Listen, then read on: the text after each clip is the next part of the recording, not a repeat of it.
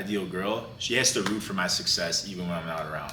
When I'm not there, she needs to be thinking, man, I really want Vincent to win, and then help me win. And I think a woman, it can be a really great asset if she actually behaves like that, and if she actually thinks about how I can be more successful, how can I be a better person, and then helps me actually deliver on those. What do I look for in a woman, my ideal woman? Yeah. We have to have at least some shared, like big shared interests. So like for me, it's like snowboarding, snowmobiling, golfing, fighting, gym, water skiing, like something in there she's got to love. Just because like we need that common ground, I feel like. And then I'm also a realist. I know that she's not going to love everything that I love, so I also need her to be independent, so that she doesn't need me there all the time, because I have missions to go on, dragons to slay, and I definitely think that it's important to like find a partner and be married, have that relationship at some point, but like I don't want to stop kicking ass. What's the meaning of life? The meaning of life is just to exist and to actually enjoy your existence and appreciate the beauty of life and put the work in to see what's the best possible version of yourself that you can really become, and see how far you can push the limits of what God has given us, see how strong you can get, see how spiritual you can get, see how close you can build your relationship with God, see how much money you can make, see how many houses you can buy. Push it to the limit. At the same time, smell the roses and appreciate the beauty of the earth and enjoy your time here. Life is quite literally what you make of it. No more, no less. What's the most beautiful thing in your life right now?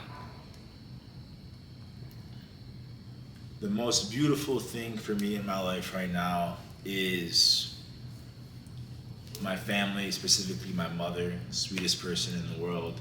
She takes care of me so much, and she's beautiful. Most beautiful thing in my life right now. Mm-hmm. I think it's the peak experiences that I get to have on a regular basis. Like shit that makes me feel like, you know, when you feel gratitude like in your feet, you know, like it's 100% embodied all the way through. Yeah, those experiences. Cool. Yeah. What did you first think about Braedon Page when you first met him? Be as brutally honest. When I first met Braedon, I was impressed. I'm not gonna lie, I was impressed because you carry yourself fairly well and very professional, speak very well, and I knew I had a lot to learn from him. And I ended up learning a lot from him. Now we're working together. And yeah, Braedon is somebody who's very good at sales, which I'm trying to learn more about, so it's rubbed off on me a little bit. And I think you have a good grasp on life, a good grasp on how to live life properly, and I appreciate it. My first thought of Vincent when I met him was, fuck this guy, because he said that I wasn't going to beat him in chess, and then he proceeded to wipe me in every chess game that we played. So I did win a speed round technically, but it's debatable whether or not that counts. Chess has basically helped me build my brain into the engine that it is today, and I continue using it to become even more stronger and smarter. So when I really got into chess when I was living in London, what I would do is I'd listen to Gravemind YouTube videos, which is like mental reprogramming, like the good stuff, Those like go hour-long crazy. videos. And I played chess at the same time, like 10 games in a row. And I was at like a 500 power rating, or what's it called in chess? 500 ELO, and I got to like 1,000 in like 4 months. But I was like it would hurt me so bad when I lost the online chess game, because I knew it was versus a real person from like India or like Poland, and it just really pissed me off that like in those 10 minutes that person was smarter than me, and I did not like that, because I was like, I should win every game. There's no reason that I can't make better decisions in these 10 minutes than some Indian kid or some Polish kid. And so I got really deep into chess, like learning. I started studying, and it's not something you can just pick up naturally. Like you actually have to go in and study the theory, the opening theory and stuff, which is why I'm still like at a pretty beginner level, because I've never actually dove in and studied that opening theory. But I know situational stuff now. I have enough experience where I'm decently good at chess. I think it's good because basically you can farm competitiveness because when you're in high school, you're playing sports, you're either winning or losing all the time. Like you're on a sports team, okay, today we won, it's good, tomorrow we lost, bad. You had competitiveness constantly. Like I played soccer, so I was very competitive. I finished playing soccer. I don't know what to compete in any day. I don't have that like game to play on Friday night that I get to look forward to. Where I know like we're either going to be better. There's going to be a winner, right?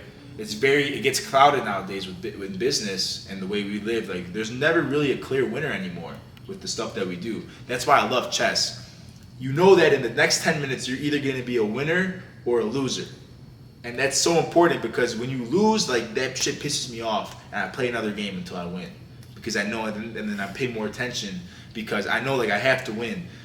When I win a game, I'm like, yeah, fuck yeah, I'm smart, you know. And it's good to get that competitiveness, and I take that into everything else. And yeah, man, I love chess. Like I really recommend, especially like the younger you are, the more you should be playing chess. Chess.com is awesome, but nothing beats playing on the board, looking at your opponent in the eye. And I love beating you face to face every day.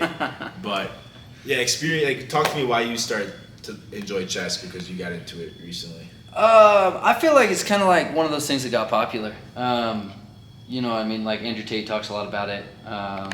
You've over the last couple of weeks, I can tell, you're thinking about chess when you go to sleep a little bit. Yeah, I got obsessed. Part of that is just to try and beat you. The other part of it is I think it's a great mental model for business, right? Because like when I make mistakes in business, it's either because I don't think hard enough about all the variables, right? I just get fatigued in my brain and I stop computing. I stop running all the other scenarios and I stop thinking, right? And I just make a decision and it's a shitty decision. The other thing that stops me in business is if I don't make any decision at all, right? You think about the two ways to lose a chess game, right? Is to blunder or time out, right? So it's like training my mind not to quit, to like continue running. I'm like, okay, if I go here, Vincent's gonna go here. And then like what happens then? Like running those 3, 4, 5, 6 moves down the line. And I take that and it's a fucking amazing metaphor for business, because when I make a business decision, right, when I've made bad business decisions in the past, it's for the same reason why I make bad chess moves. It's I either wait too long or I stop computing in my brain what's going to happen, right? And I stop, like you say, you always get me for fucking not scanning, right? Yeah. And it's like when your brain gets tired and you stop scanning, you make mistakes in chess. When your brain gets tired and you stop scanning, you make mistakes in life, right? And there's that ultimate accountability in chess that no matter what you do or what happens on the board, I cannot blame it on you, right? Like it's always my fault. I always made a mistake. I always could have done something better to win. There's no such thing as a perfect game. I feel like it's a great metaphor for life and business. Yeah, I think it trains two things: anti-fatigue when it comes to mental dexterity, and efficiency, because you know you have that timer, and so you're trying to make the best decision possible in a given amount of time, right? Like when I play my uncle in chess, we don't use a timer. He sits there for 30 minutes every move because he knows that he can't, because we don't use a timer, and he milks it because he looks at everything. But when you play a real chess game online or a formal game, you have the timer. You have to make decisions quick, and you have to make a decision like in life all the time. Like what's really gonna hurt is when you don't make the decision. That's why Thomas Shelby in Peaky Blinders, he carries around a coin for coin toss. And he's like, when he has a big decision and he can't decide, flips a coin. Because the penalty of waiting long to make that decision is gonna hurt more than either of those decisions, right? It's the waiting in it. The other thing with chess that I find a really fascinating concept is it allows you to prove your competence internationally, right? I don't speak Indian, I don't speak Hindu, I don't speak Chinese, I don't speak Japanese, right? If I go to, let's say, Japan, and there's some old guy I want to do business with there, and me and him can sit down and play a chess game, and I beat him at chess, right? I don't care if he's a billionaire or a millionaire. If he's like, damn, this guy beat me at chess, he must know some stuff. He must take care of his brain. He must be a little bit smart. Let's see what else he knows, right? Versus if I'm like, I don't know how to play chess, then they'll be, what else do you not know how to do, right? That's why I heard Dan Bilzerian's a wicked chess player. Is he really? I heard he's wicked at it. Interesting. And he's talked about it where like he's like, yeah, I love challenging people to chess games and then just shitting on them because Because they assume he's some dumb playboy. Yeah, but I think it's a really important skill. It's like a fundamental lane. It's like something. It's like a handshake almost. Yeah. It's like a little bit deeper. Well, that's what I love about fighting too, is that it's universal, right? Like you can step in a cage with or in a ring or whatever the fuck you're fighting in, anywhere in the world, right? And it's more universal than even sports like basketball, soccer, that kind of thing. I think it's incredible because everyone speaks that language, right? Mm-hmm. And the base language is competitiveness. Is like me versus you. I think that it's hard to get sparring sessions going nowadays. I think chess is a little bit easier, but like totally I think that's something that we should encourage more. Is like throw the gloves on, let's see what you're about. Because in the old days, that's what they did all the time. They just scrap and then drink after and see what you're really about. Yeah, I need to get better at fighting. I know we've been going, but I need to start going. I was thinking about getting private lessons. I think private lessons would be fun. See, I just want to spar. I'm just trying to get my ass whooped, honestly. Because that's how I'll learn. I can't hit there's only so many bags you can hit. That's not going to have the same effect as somebody beating the fuck out of me. That's true. And I get up and I'm like, damn, like, okay. Like, what? And then that's going to encourage you to train even harder. Like, when I got into a fight in England, you know how many push-ups I did the next 4 days? Yeah. Because I was like, okay, I almost just died. Yeah. And my body reacted like, holy shit, that threw us off guard. Like, the 4 days after I got jumped, my veins were, like, exploding. I couldn't sleep. I was working out for hours, bro. Because I was, like, waking up to the reality of, like, okay, I can get my ass whooped at any time. Let me get stronger.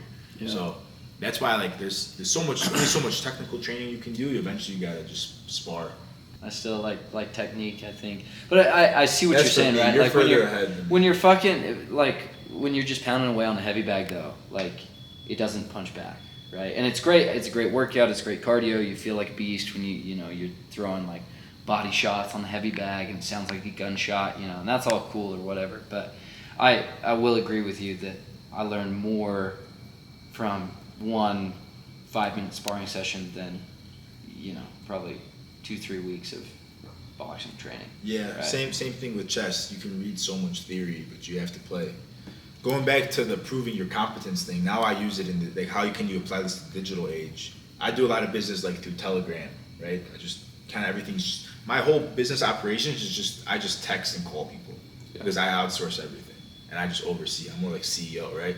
Mm-hmm. But what I do, like when I first bring someone on, I'm like, let's run a quick chess game. Send them a link.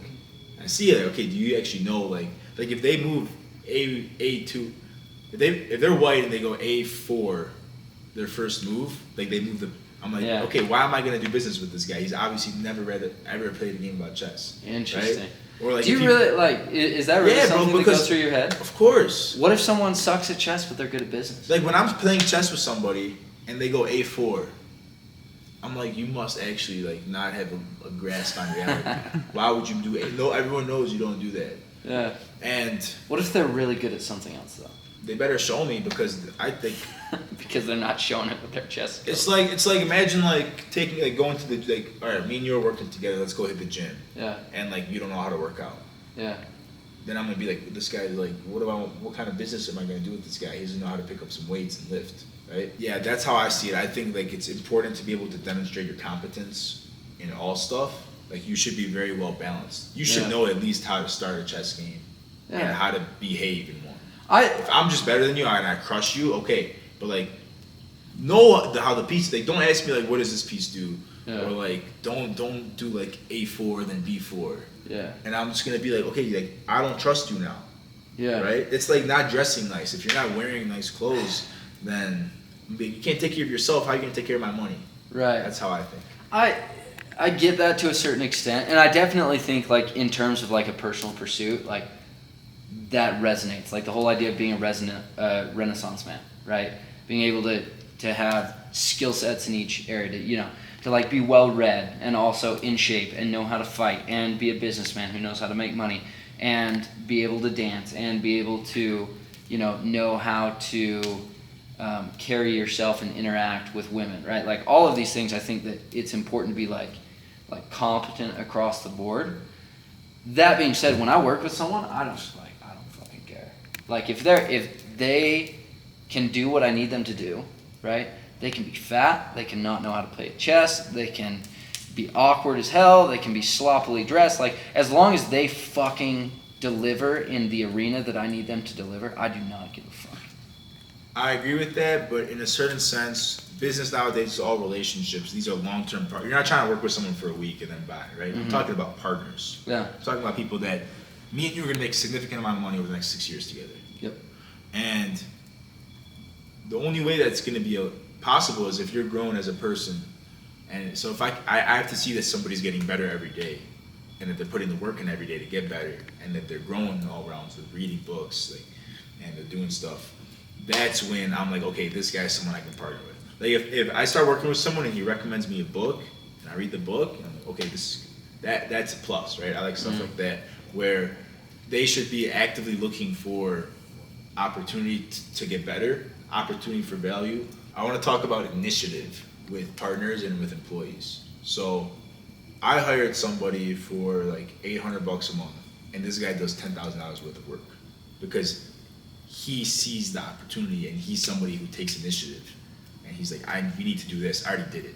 And he just texts me, I already did this, bro. Check it out. Look, we have views on this account. He's just launching accounts for me now. And he's just sending me the view counts. Mm-hmm. Like he got for me today, like I think over 10,000 views on an account. And he's just like, I didn't ask him to do that. And Is that your like personal account? Like with client stuff account, from you? Client account. We Got took it from his YouTube. We started 2 TikTok accounts. They're getting thousands of views per video already. Badass. I have another employee. I've paid him $3,000 so far. And to be fair for him, I haven't given him specific tasks. I kind of just was like, bro, like you're on the team, like help me manage the community. Hasn't done a lick of work, right? And when I'm talking to him, he's like, I'm like, kind of fired him. Not fired him, but like stopped working with him, stopped paying him. And he's like, well, you didn't tell me what to do. Like I was like, take some initiative, bro. There's 400 people. There's 400 beta users. There's 2,000 people in the Discord. There's something you can do, like, you know? So talk about initiative. Why is it important to have initiative in business? Because you eat what you kill, man. Like, Wow. You eat what you kill. Explain, and that's, yeah. Man, the thing is like, people don't understand. People, like, we've become so nerfed in our world, right? That, like, there's just no competition. Like, a lot of people, they wake up and they just kind of go softly through their day, and there's no strain, there's no tension, there's no like life or death. And I'm not saying that like, oh, like we were better off when we were living in caves and hunting fucking mammoths, but at the same time, like in business, it is life or death, because the business is either going to live or it's going to die. And the people within the business who understand that are the people who are going to make the most money in the business, right? And so if you get in, right, like I had this experience recently because I was working on a bunch of other projects, and I was like, in this sales role at this company that I'm at, right? And I was like super distracted. I was just going through the motions, like being a normal, shitty, normie 2023 employee. And I got ripped, dude. I got ripped a new asshole one day, and I was like, oh fuck, I gotta turn it on. So instead of doing everything that they said, I said, okay, I'm gonna work 7 days a week, right? And there's like a lot of people who will be like, oh, like balance in your life or whatever. It's like, man, like we can do it. We live in a fucking penthouse. We have a private chef. Life is pretty fucking good, right? Even if we are working 7 days a week. But like that's an example of like personal initiative. Now I'm fucking smoking everyone else on the team, right? I'll walk into meetings half an hour late, and everyone, instead of like chewing me out, they're like, thanks for coming. Because like I bring in the money, right? And that's the other thing that people don't understand is like, I've said it before to you, people do anything before providing legitimate value, right? They'll ask themselves all these tactics. They're like, what could I do to get a pay raise? Or like, how could I talk to my boss? Or like, how can I structure this? It's like, what if you just fucking bring the value in your job? Yeah. What if you just like look at what has to be done, you fucking go do it, right? Like what a novel concept. And then just trust and have faith, operate on that principle of faith that like the compensation is gonna follow. It's a universal principle. The more value you give, the more value you're going to receive, right? It's equal. Like, well, you can't put out good energy and not get good energy back. And if it's real value too, because there's a lot of people who are like, I do this and this and this and this, and like this company wouldn't be anything without me. But it's like show up late for a meeting. then you know how valuable you are, right? Like I walked into my meeting like probably half an hour late today, my Zoom meeting, because like it took the Uber a while to get to the top of this mountain that we're on. And I walk in like half an hour late. If I would have done that like months ago, they would have been like, where the fuck have you been? Right? They're like, what the fuck are you doing? You're half an hour late. Today, they're like, there he is. You got like 40K coming down the pipeline in the next couple days. How's that coming, bud? And I'm like, fucking great. Good to see everyone. And then I got off like half an hour early because I was like, peace, gotta go. And they're like, see you next time, right? Yeah, but you had to earn that. But yeah, and the thing is like, because if I wasn't on that level and I did that, I would be fucking fired, right? Yeah. So like that's how, if you want to fucking gauge it, like, just show up late for a meeting, right? Like if you can't show up late for a meeting, then you're not that valuable. Yeah, and you look at like a lot of these, like I know I have big connections with a lot of people on Wall Street because my fraternity in college, like the first thing you do when you join my frat is they say, do you want to get into investment banking because we can make that happen? And everyone's like, yeah. So I know a bunch of like young investment bankers in New York, and if you don't take the initiative in those roles, they're gonna fire you. If the bare minimum is you're getting fired. If you they're gonna tell you, okay, welcome to your job. Here's what you have to do every week. If you do that list, you're getting fired. Yeah. I'm not kidding. And I know people working like 140-hour weeks, like crazy, 20-hour days, going nuts because they know in 2 years they're gonna be partner. Yep. And they know in 4 years they're gonna have their own PE firm, right? Or maybe 5 years, but whatever. And it's you gotta put the work. You gotta contribute the value. Like they expect you, like you should walk into your CEO's office, be like, here's the spreadsheet. He'd be, I didn't ask for this, but here it is. Another one coming in the afternoon. Mm-hmm. Boom. And you have to like, it's consistency. You can't do it a couple times and then try to ride that wave forever. You have to be the type of person that's just always boom, boom, boom, boom. Hey, by the way, I called this guy. He said this. I sent you guys all an email about this opportunity. Oh, and then boom, tomorrow morning, another email about an opportunity in this city, right? And when I started working in investment banking a little bit, 'cause that's what I started in, like internship stuff, that's what I realized. I was like, you have to be that guy who's just always got something in his pocket. And it's not like it just spawns. Like you have to go get on your computer, research. The real thing is like research. I think that's the biggest way you can, hey bro, I found these guys are doing the same thing as us. They're making money this way, right? Finding information like that and delivering that to the team, because that could inspire new ideas. That can build significant cash flow. So learning, I think a big skill is research, and then being able to communicate that research, and then taking the initiative to actually go and do that. Oh yeah. Well, I mean, like even just like lately, again, in my experience, like I switched up some of our sales process, focused on like upselling current customers rather than focusing on like current like new customer acquisition. Sure. It's like, dude, if I upgrade someone from a 2K package to an 18K package, that's 16K, right? All we have to do is check like, hey, do you qualify for funding? Because if they do, all of them fucking say yes, right? And so it's like, I could do that, or I could sling new $2,000 packages all day, right? And I would have to sell 8 of those to do one upgrade deal, right? And it's just like putting in that little bit of mental effort, because I know that there's people who listen to shit like this. They're like, oh, that's so simple. Like, I would do that. And it's like, no, you fucking wouldn't, right? Because most people are the people who, like you said, they do the bare minimum. They show up, they do what they're told. Fucking NPCs, and like that's why they get fired. It's because if you only do what you're told, then like what? No disrespect, but like what fucking good are you? You know what I mean? It's like if you only do what you're told, it's like we can just take you out and put another person in, right? It's like McDonald's level shit. Yeah, and if we want to go a little bit further, I think New Age talk about this topic is how can you really provide a lot of value to the market or to your team in this day and age when all the repetitive tasks are being replaced with software and AI. A lot of information is already out there on the internet for free, right? So where can I be like, okay, here's a game-changing idea. Here's a game-changing piece of information. I think that's what you find that in the real world, right? So being a person that's constantly gazing for opportunities, and then, yeah, it's like, bro, like I can't deliver a spreadsheet as my value anymore because an AI already does that, or if it doesn't now, it will in a year. But an AI can't go into Medellin and go and talk to business owners and find, okay, where's the money at out here, right? it's about, that's why like I love private equity, because it's about finding deals, right? So when you have a bunch of, like, let's say fast forward me and you 8 years from now, right? We have a little PE group going on. We got like 50 million in a little pile, right? We're all just scavenging deals, right? How valuable is it if some kid comes to me and is like, bro, this hotel is only $2 million, should be 8, right? Huge. Yeah. So Huge. being able to just like an AI can't find that. You know what I mean? Yeah. An AI can't find a restaurant that's only like that I could buy and do some stuff to it and make it like a 10x deal, right?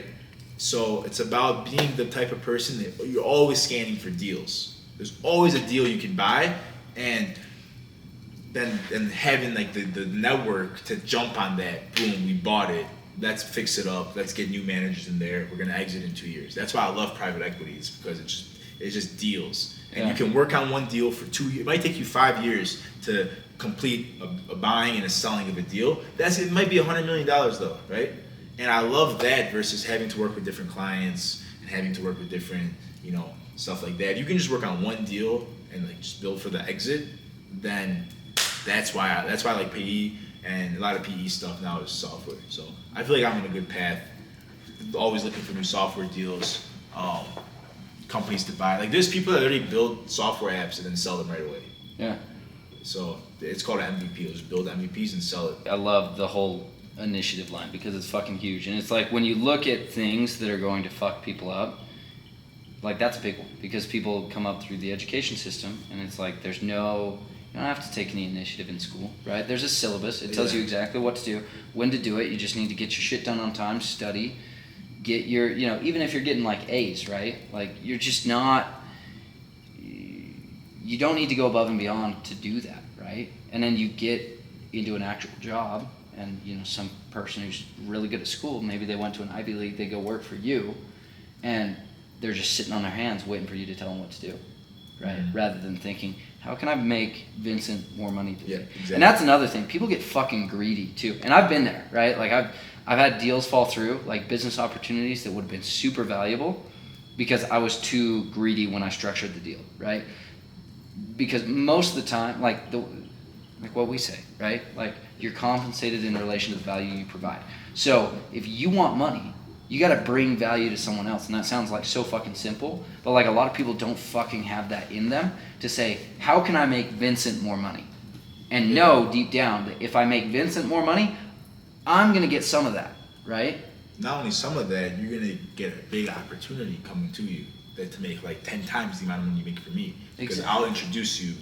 Hey, this guy made me some money, but you got to talk to him. Right? Exactly, but most people are fucking greedy leeches that are like, I don't want to make Vincent any money. And so they don't do anything. They just like sit and it's like that parable of the talents in the Bible, where it's like, it gives a certain amount of talents to each guy. And the guys who got more went out and like grew it, and then the one guy who only got one buried it, right? It's like these people who, they're greedy and they're stingy, and they take that one fucking good idea that God gives them, and they just like...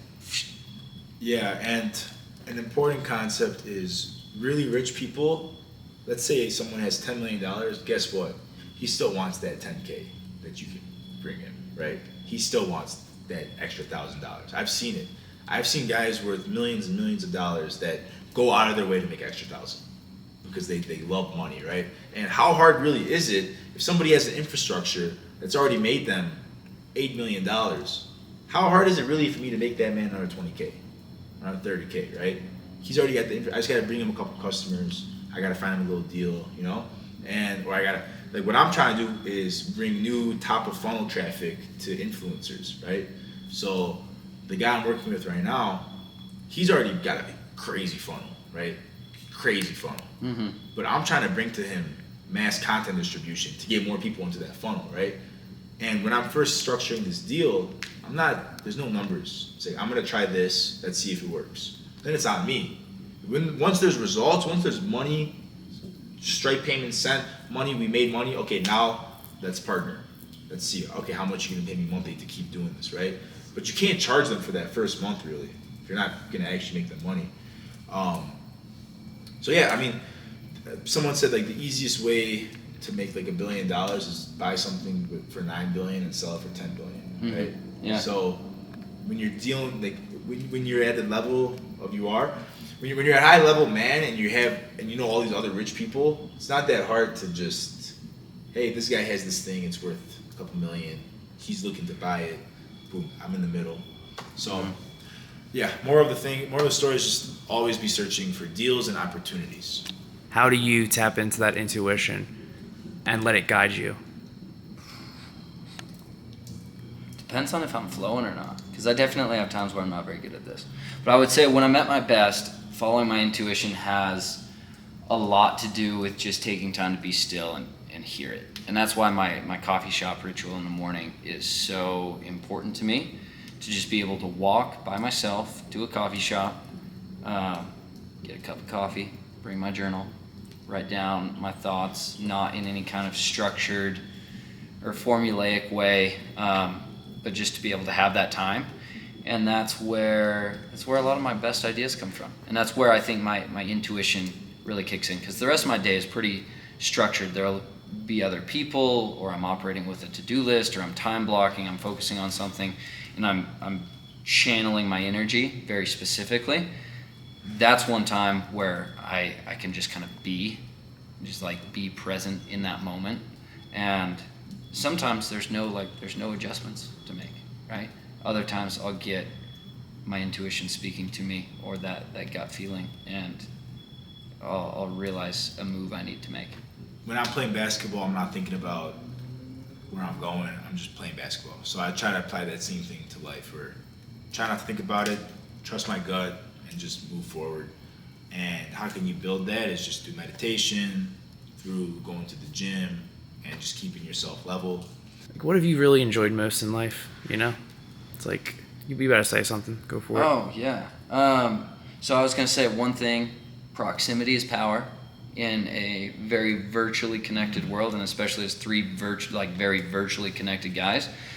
The fact that we are all three here in person is super, super important, because before you do something, it helps to see someone else do that thing. And for me, this world didn't exist a year ago until I met people and put myself in physical locations where I was with them. So I would say proximity is power. In terms of key takeaways, go for those once-in-a-lifetime experiences. But also don't be afraid to sacrifice. I think that a lot of the times, like my peak experiences are on a spectrum, and a lot of them are what a lot of people would consider super shitty times, where I was working really hard and not having a lot of fun on the surface, but I was very fulfilled. All the way to the other side, where I'm taking ridiculous trips in Bali and here and doing crazy shit. That's all valuable as well. So just pay attention to the spectrum and realize that a peak experience can be anywhere on that spectrum.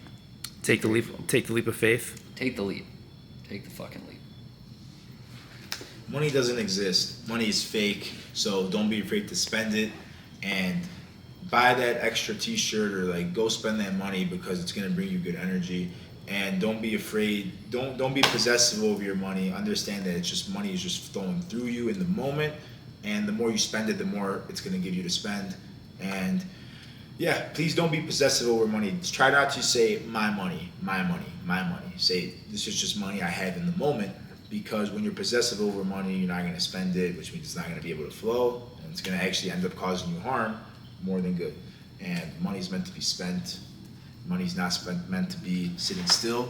So I encourage you guys to today go buy something, make a stupid purchase and buy something, because you'll look at it like there's no way this costs this much money. It does, because money doesn't exist. It's just numbers on a screen. It's just paper. The real value is in nature, is in connections, in relationships, and real estate. So, yeah. Beautiful. Signing off. Thanks for listening. Good talk. Fucking love, dude.